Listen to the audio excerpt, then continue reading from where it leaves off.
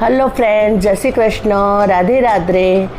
આજે હું લઈને આવી છું તમારી માટે એકદમ મસ્ત યુનિક રેસીપી, જે લોકો પણ નહીં ખાતા હોય એ પણ કિલો મંગાવીને ખાઈ લેશે, બરાબર છે। અને જો તમારા બાળકોને પણ નહીં ભાવતું હોય તો એ પણ વારંવાર બનાવડાવશે અને ખાશે। તો આજે હું લઈને આવી છું તમારી માટે યુનિક તુરિયાનું, ભરેલા તુરિયાનું શાક।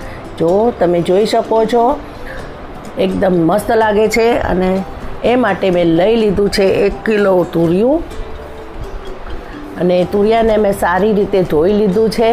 હવે હું એને સરસ રીતે છોલી દઈશ, અને છોલીને બધા જ તુરિયાના 2 થી 3 ઇંચના નાના એવા સરખા કટકા કરી નાખીશ, જો આ પ્રમાણે।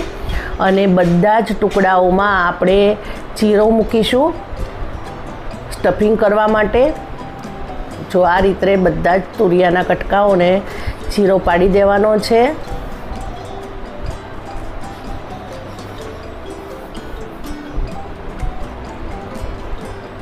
બરાબર છે। અને પછી આપણે એનું સ્ટફિંગ તૈયાર કરીશું।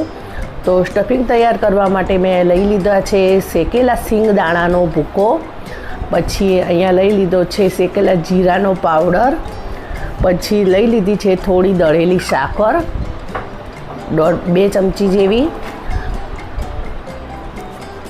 અને હવે લઈ લીધું છે મેં મરચું। અહીંયા મરચું થોડું તીખું નાખવાનું, પણ આ કાશ્મીરી મરચું છે એટલે તીખું નહીં લાગે।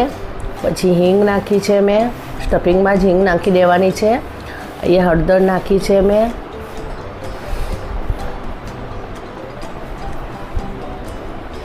જો અહીંયા સ્વાદ પ્રમાણે મેં મીઠું લઈ લીધું છે।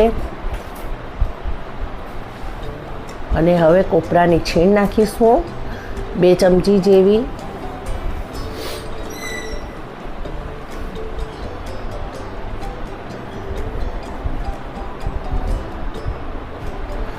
અહીંયા મેં છોલો મસાલો લઈ લીધો છે થોડો,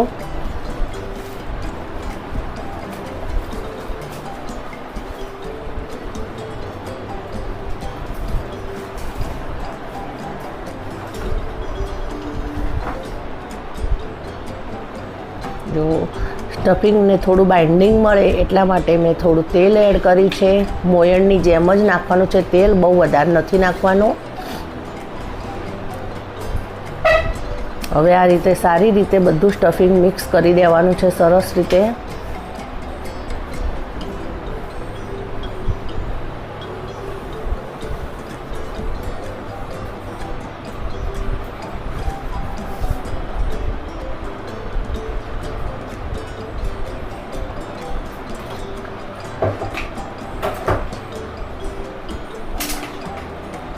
હવે વારાફરતી બધા જ તુરિયાના કટકાઓમાં આપણે સ્ટફિંગ ભરી દઈશું।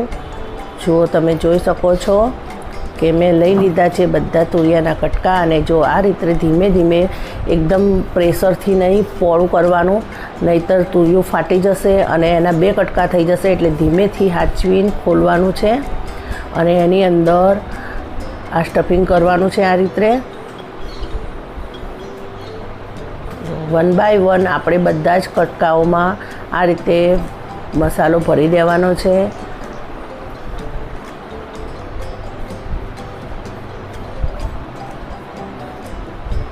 જો આપણા બધા જ તુરિયાના કટકાઓમાં મસાલો ભરાઈ ગયો છે અને સરસ રીતે તૈયાર થઈ ગયા છે। અને વધારેલો મસાલો જો આપણે જરૂર લાગશે તો શાકમાં નાખીશું, નહીંતર આપણે બીજા કોઈ શાકમાં કામ આવશે, બરાબર છે। તો ત્યાં સુધી હવે મેં લઈ લીધી છે કઢાઈ, અને કઢાઈમાં નાખી દીધું છે તેલ મેં લીધું છે લગભગ 2 ડોકલી જેવું, અને અહીંયા મેં તેલ ગરમ થાય ત્યાં સુધી લસણ કૂટવા લઈ લીધું છે। હવે લસણ પણ કૂટાઈ ગયું છે જુઓ, અને હવે તેલમાં આપણે લસણ નાખીશું।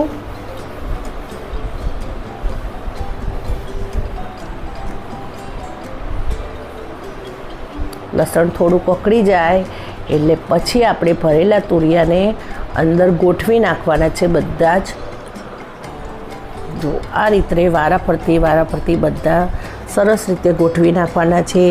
બીજા શાક જેમ આપણે તેલમાં નાખીને હલાવી નાખીએ છીએ એ રીતે આ શાકને હલાવવાનું નથી, આ શાકમાં આપણે બધા જ તુરિયાને આ રીતે ગોઠવી નાખવાના છે અને પછી ઢાંકણ ઢાંકી દેવાનું છે. આની અંદર આપણે પાણી નાખવાનું નથી, કારણ કે તુરિયું પોતે જ પાણીથી ભરેલું હોય છે, એટલે એ પોતાનું જ પાણી છોડશે. જો તમે જોઈ શકો છો કે આપણે પાણી નથી નાખ્યું તો પણ તુરિયામાંથી કેટલું બધું પાણી છૂટ્યું છે. અને આ રીતે વચ્ચે વચ્ચે આ રીતે સાચવીને હલાવવાના છે. જો નહીંતર બધું સ્ટફિંગ બહાર નીકળી જશે, એટલે ધીમે ધીમે હલાવવાનું છે અને તુરિયાને એના પોતાના જ પાણીમાં ચડવા દેવાનું છે. આપણે પાણી નાખવાનું નથી, છતાં પણ બહુ સરસ તુરિયું એકદમ કૂણું કૂણું થઈ જશે.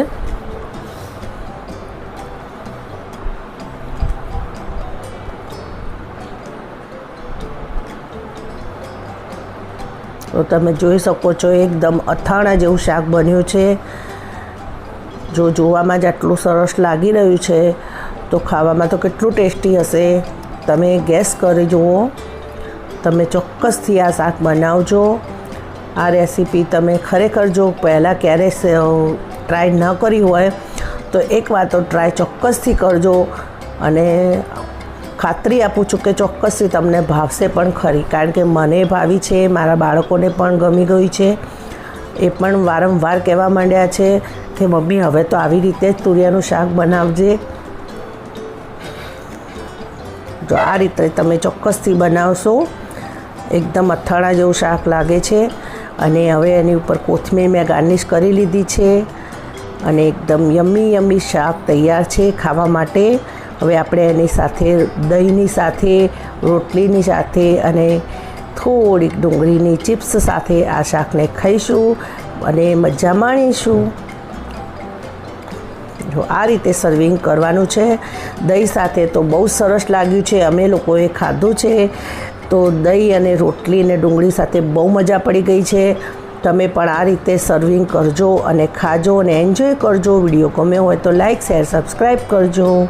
આવજો. જય શ્રી કૃષ્ણ.